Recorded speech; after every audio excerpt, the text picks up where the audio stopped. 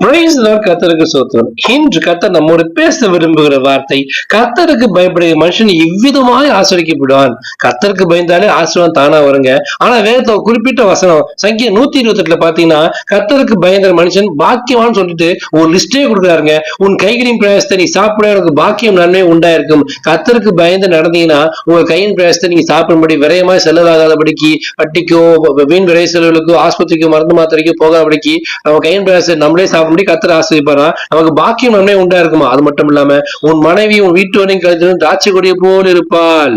உன் பிள்ளைகளை பந்து சுற்றி இருக்கிற ஒளிமர கன்றுகளை போல இருப்பார்கள். குடும்பம் ஆசிரியக்கப்படும். கர்த்தருக்கு பயந்து நடந்தீங்கன்னா நம்ம குடும்பம் ஆசிரியக்கப்படும் சொல்றாரு. அது மட்டும் இல்லாம கர்த்தர் சீயோனிலிருந்து உன்னை ஆசீர்வதிப்பார். நீ ஜீவனால எருசலேமின் வாழ்வை காண்பாய். வாழ்நாள் முழுவதும் எருசலேமின் வாழ்வை, சுகமான வாழ்வு, ஆசீர்வாதமான வாழ்வை கர்த்தருக்கு பயந்து நடந்தோம்னா இவ்வளவு ஆசீர்வாதம் கத்துறாங்க. அது மட்டும் இல்லாம உன் பிள்ளைகளையும் நீ உன் பிள்ளைகளையும் இஸ்ரவேல் சமாளத்தையும் காண்பாய். நம்ம ஆயுஷ் நாள் நீர்த்தி இருக்கும். நம்ம பிள்ளைகளையும் பேர பிள்ளையும் பார்க்கும்படி இஸ்ரவேல் ஆசீர்வாத சமாதானம் நமக்கு கிடைக்கும்படி கர்த்தர் ஆசீர்வாருங்க.